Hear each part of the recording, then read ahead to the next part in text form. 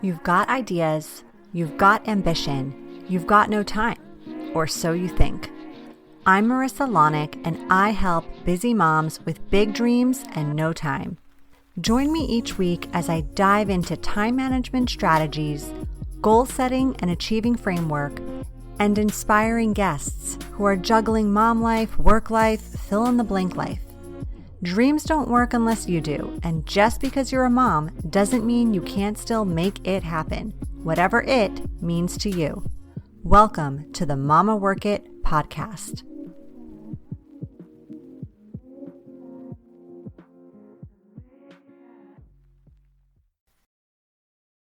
Hey mamas, welcome back to another amazing episode of the Mama Work It podcast. So glad you're here. If you're new around here and you don't know me, my name is Marissa Lonick. I am the host, the founder of Mama Work It, a working mom of 4, and I am just super excited you're here today. We are talking about a hot topic called the post-vacation blues. So we're approaching a very interesting time of year, and you're probably already kind of in it, right? Which is the holiday season. Now, I'm not trying to hate on the holiday season. Like, I love the holiday season, capital Love, love it. I love the music. I love the decorations. I love the gift giving. I love the food. And usually this time of year, a lot of us are off routine because all of these wonderful things. Maybe we're on a much needed break from the day-to-day, regularly scheduled programming of life. Our schools are closed. Maybe you're on PTO from work. Maybe your company even closes for part of this time. I know when I worked in corporate, we had some closures during this time of year, which was so nice. Or maybe it's kind of slow at work because a lot of people are checked out. I mean, obviously this is going to depend on what kind of work you do. If you work in retail, you're like, girl, you are not speaking to me. Like, it is probably nothing of the sort. But I imagine the rush is not as intense. Maybe the week between, let's say, Christmas and New Year's, perhaps. Just taking a guess there. Like, you must get a little downtime, even if you're in this industry, a little off routine during this season somehow. At least I hope you do. So what I want to talk about is not the season you're in right now, this like pre-holiday season or the holiday season where there's like the hype of it, because there's not much really to say to you other than enjoy it. Enjoy it. I've already given you tips on how to make it a smooth, productive, and fun season. That was episode 113. If you haven't listened, be sure to check that out. And I'm here today really as a way to help you once this little quote unquote vacay is over. So you might be scratching your head and you might be wondering like what the hell I'm talking about, why I'm over here trying to rain on your holiday vacation parade. I'm not, by the way. I just want you to be prepared for when it's over, because the transition back to regular everyday life, it might not be as fun as what you're experiencing today. So there is a backstory to this, you guys, and this isn't the first time this type of thing has happened to me, but it's the first time I wrote about it. So this past summer, I spent 11 days in New York visiting family. New York's where I'm from. So you could call it a vacation. I mean, technically, I guess it was, but it didn't necessarily feel like one. I wasn't sipping pina coladas at the beach. I wasn't getting luxurious massages after a day lounging by the pool. You know, in all honesty, like anybody who goes on vacations with kids, like, do you actually experience those things? Maybe, but probably not, right? But that's besides the point. So this getaway, it was still a getaway though. Like, I was outside my home, not on my routine. I was doing things I wouldn't normally do. I wasn't working that much. I even kind of lost track of what day it was by the second week. It was one of the longest, if not the longest trip I have ever taken since becoming a parent, since becoming a mom. And it was great in so many ways. But what happened when I got home was not so great. It was something I didn't really expect and I really wasn't prepared for. And that's the fact that this break, quote unquote, put me in a weird funk after I got back home.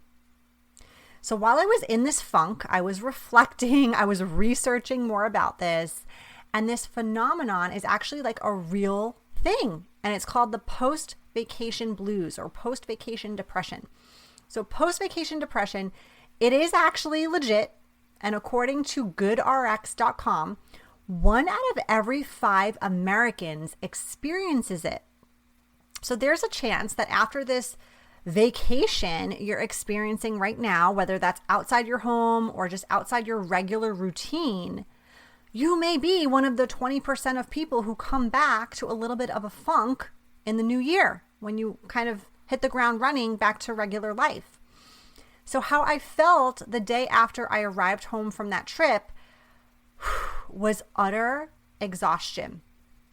I thought maybe a big part of how I felt had something to do with the diet or the lack thereof that I had been following during my trip, during my vacation, which I could think easily could be the case for many of us during this particular season too. Like, I know I tend to sometimes overindulge in things my body is not used to consuming. So when I was feeling low energy and really tired after that trip, my first thought was, oh, this is definitely coming from what I've been eating.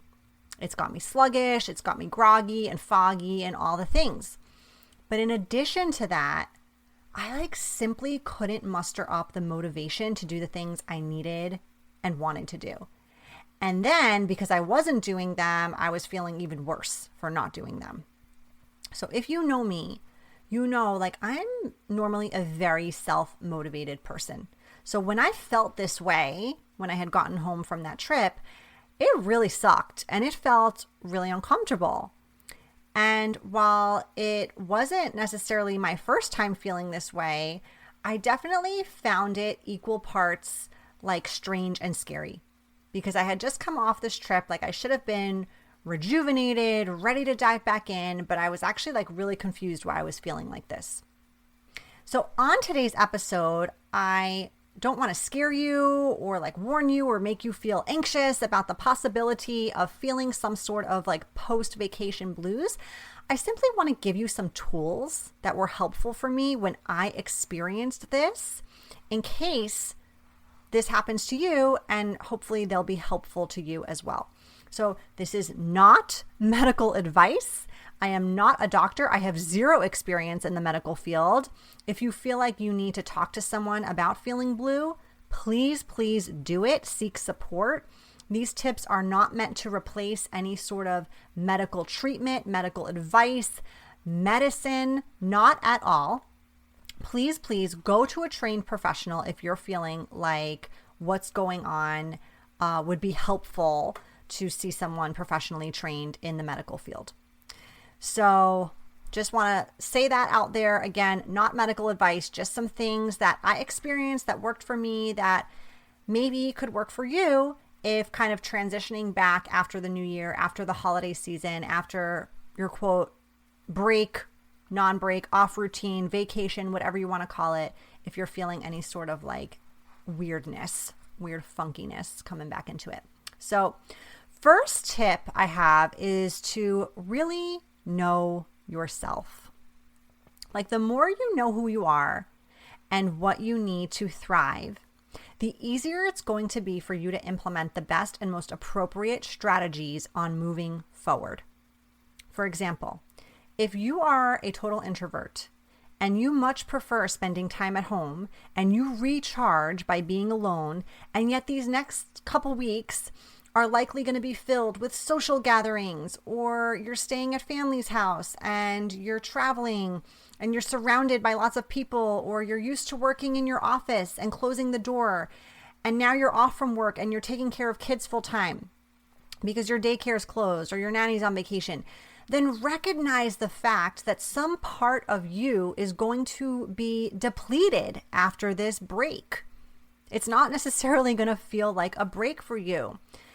And you may not be able to honor those important needs at the regular rate due to those circumstances, which, by the way, are not necessarily bad. Like maybe you've actually been looking forward to visiting family, or you can't wait to be home with your kids 24/7 and take them on day trips or to the park or to the movies or wherever. But you still need to recognize who you are and how this could manifest for you during and after the fact. So if you're not sure about some of this stuff, like if you've never taken a personal development assessment, like the Enneagram or the DISC or the Myers-Briggs, or given yourself the love language quiz, or even looked up your human design, you should take some time to do that. Like prioritize learning about yourself. Self-awareness is one of those tools out there that not many people talk about, but it is so damn valuable. The more you know about you, the better you can do all things in life. The more successful you can become, the more money you can make, the better parent you can be, the better spouse or partner you can be, the better you can react and cope with things that come up in life and catch you off guard, the more effectively and intentionally you can use your time and achieve your goals. Self-awareness is like an incredible tool that will help you in all of those areas of life. And it will also help you step out of this holiday season as a better version of yourself, because if you do end up feeling a little bit of that post-vacation blues, then you're going to know exactly how to fix it, because you know yourself and what you'll likely need to get back to a good place. So that is my first tip. The next tip is you are going to get clear on what needs to happen and then take action. So I mentioned like when I was feeling this way over the summer, it was really hard to muster up like the motivation and just the wherewithal to like get basic things done. So I'd recommend, if this is how you feel, if you're feeling overwhelmed or you're feeling stressed, you've got like so much, but you're like, oh my gosh, I don't know how I'm going to do any of that. Like I feel like just laying here or whatever. I'd recommend making a list of everything that needs to get done. Like anything making you feel overwhelmed or stressed, anything swirling around in your brain that's preventing you from feeling your best because it's just looming over you. And once you've got your list, you're going to take some sort of action. Even if it's the last thing you want to do, even if you wish you had just like one more day off, or it feels really hard, or the list of what you need to get done is so long and daunting, you're going to take some sort of action. Now, this doesn't need to be fast action. It doesn't need to be a lot of action. You don't need to be your most productive self. You don't need to break any world records here or any personal records. You just need to do something. It can even be something super easy off your list, something that will take you less than 5 minutes. But what is going to happen is you are going to do it. You're going to check it off. You're going to feel a little bit happier that you got something done, that you got started, and you're going to create momentum to do a little bit more, and then a little bit more, and then a little bit more. Now, again, this doesn't need to be your most productive day ever. It doesn't need to be a record-breaking day. You can go slowly. You can focus on less daunting tasks. But you doing something will help you break through some of that saran wrap, some of that funk, some of that yuckiness that is holding you back. Okay, so tip number 2, just to recap, is you're going to get clear on what needs to happen by making that list, and then you're going to take some sort of action, even if it's super tiny. Third tip is I want you to stay off social media, or at least limit your time on there. Because you know what we tend to do when we're feeling kind of unmotivated or unenergized or not super happy, we avoid the things we know will make us feel better. We avoid the exercise, we avoid the productivity things, we avoid, whatever it is, and we cave into things that we think will help us, and they actually end up harming us. So instead of getting up and taking the walk outside because we feel too tired or we feel unmotivated or the weather isn't cooperating, what do? We pick up our phone and we scroll mindlessly and we look at everyone else's highlight reels, or motivational stories of them at the gym at 5 a.m. this morning, and we start comparing. We start comparing our real life to their highlights. And this never ends well. And it especially doesn't end well when we're not in a good place mentally, emotionally, physically, because no one else out there after a vacation is posting about how shitty they feel. They're out there posting about the vacation, or they're posting about the awesomeness they feel because maybe today they're in the 80% and not the 20% after the vacation. And so we fall into a comparisonitis trap, and it makes us feel worse. We feel worse because we can't relate. We start to wonder what's wrong with us. We can't understand why we're unable to focus. We're unable to do our regular tasks without feeling like we're running a marathon that we haven't trained for. We feel unable to complete a sentence without thinking about 17 other things. And it feels really lonely. It feels really uncomfortable to be here. And this is not the discomfort you feel when you're outside your comfort zone and you're learning and growing. No, it feels like you're in a bad dream and like you're naked in front of your colleagues, or you're supposed to leave for vacation and you forgot all the luggage and the passports at home. It is like a really icky discomfort, not the kind of discomfort that's good for you. So unless you're someone who's going to see that stuff and you're going to be motivated by it, I'd recommend not spending tons of time scrolling social if you are feeling those post-vacation blues. Because not only can they make you feel worse just via the comparison lens, they can also make you feel worse because once you finally look up from your screen and realize you just spent 30, 45, 60, 90 minutes doing absolutely nothing productive, and that list is still sitting there waiting for you to take some action on it, you're going to feel really shitty about yourself. So that is tip number 3. Tip number 3, again, is to limit or maybe even just stay off social media. All right, my last tip here when it comes to post-vacation blues is going to be this.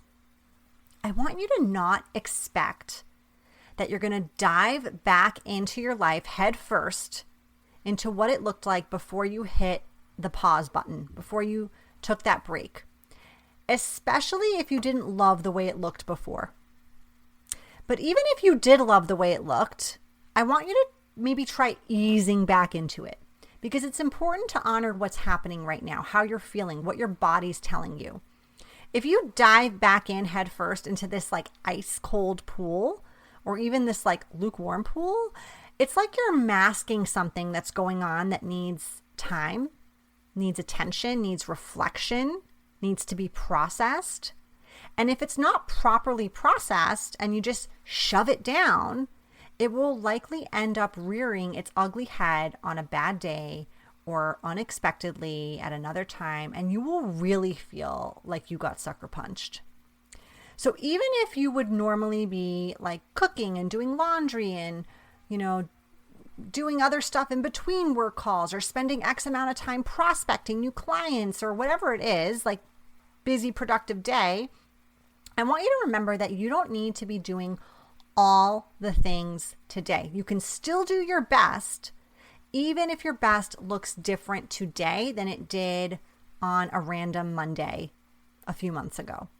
Like, you can still show up and do your best without feeling guilty and comparing what you did today to what you did 3 weeks ago, whenever you're comparing it to, like, your most productive day. You can still feel worthy of taking a break if you only did 2 tasks this morning instead of normally you get 6 things done before lunchtime or whatever it is.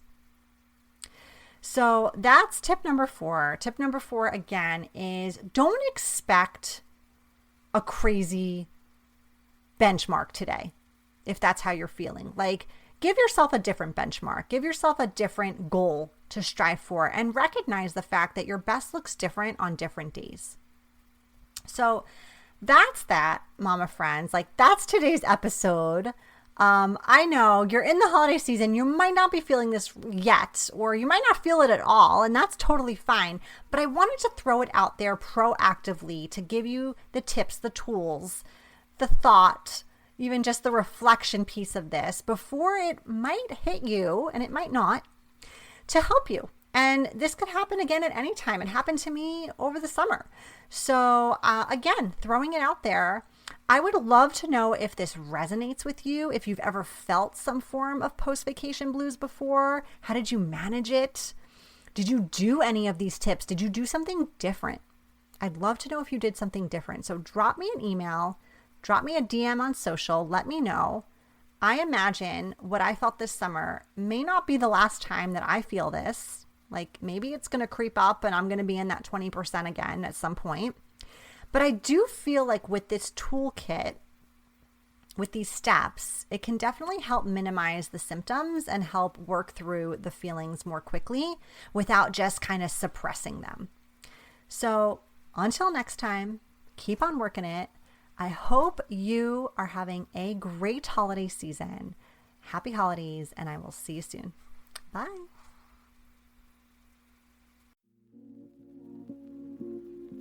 You've been listening to the Mama Work It podcast.